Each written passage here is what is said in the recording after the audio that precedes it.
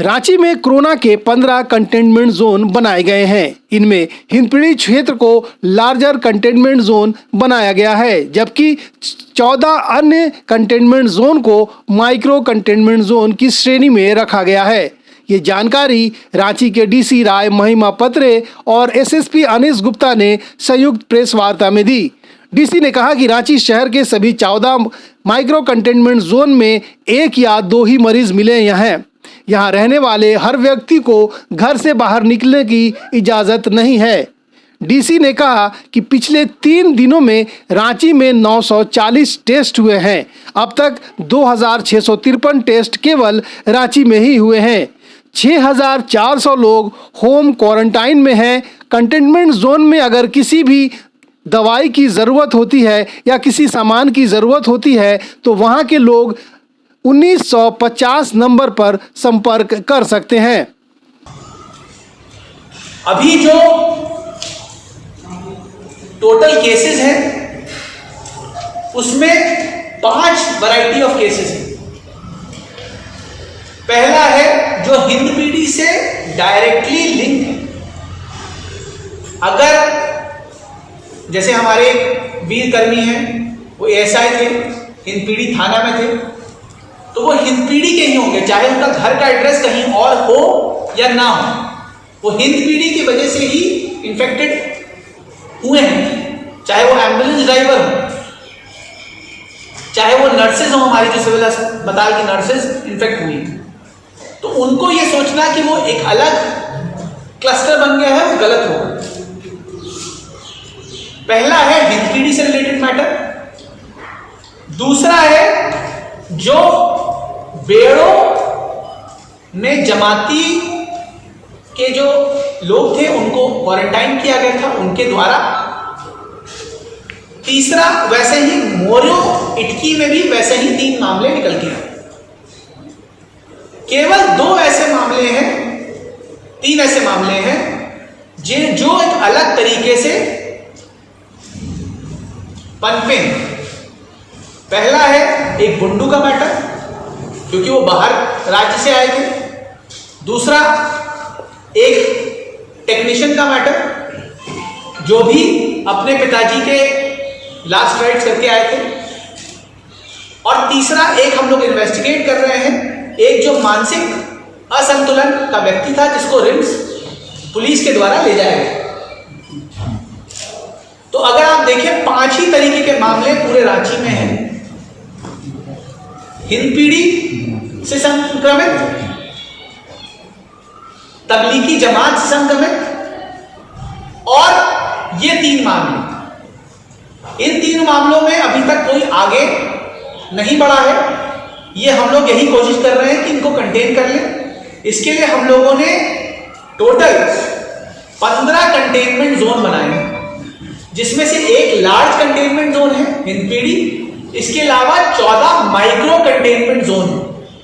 कई तरीके की मिथ्या आ रही है कि क्या नामकुम पूरे प्रखंड को सील कर दिया गया है या पूरे क्या कहते हैं पंडरा इलाके को सील कर दिया गया है। ये सारी मिथ्याओं को खत्म करने के लिए ही आज की प्रेस कॉन्फ्रेंस की जा रही है।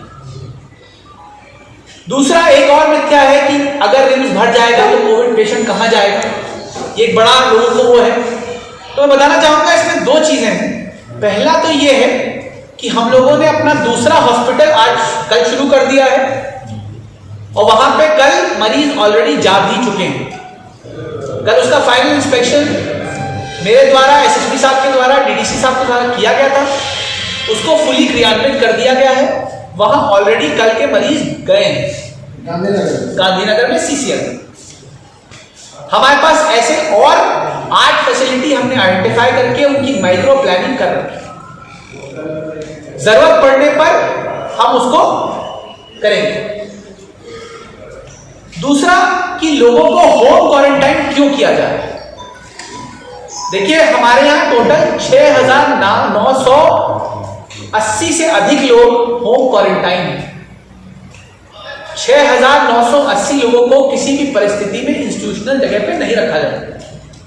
और वो होम क्वारंटाइन इसलिए भी किया जाता है क्योंकि कई बार ऐसा भी होता है कि संक्रमण के रेट कम हो सकते हैं वो घर के अंदर, आईसीएमआर ने भी इसके संबंध में कल गाइडलाइन इशू कर दी है। आपको मैं डीपीआरओ के माध्यम से वो गाइडलाइन सर्कुलेट करा दूंगा, जिसमें होम क्वारंटाइन अलाउ किया गया है संक्रमण को रोकने के लिए।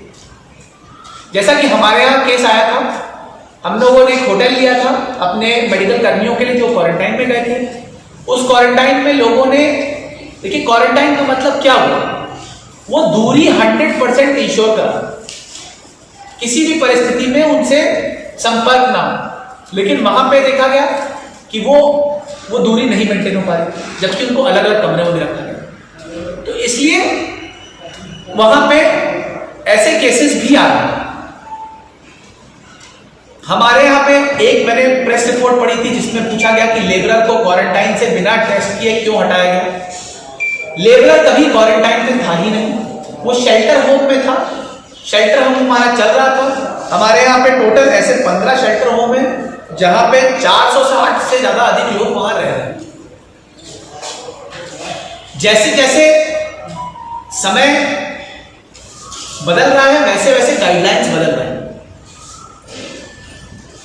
मेरा आप सभी पत्रकार बंधुओं से यही निवेदन होगा कि अगर कोई इशू है उससे हमसे क्लैरिफिकेशन मांग लीजिए, हम आपको अपना पॉइंट दे देंगे। उसके बाद आपको जो करना हो उससे वो ना हो कि एक स्थिति उत्पन्न होती है जिसमें लोगों के मन में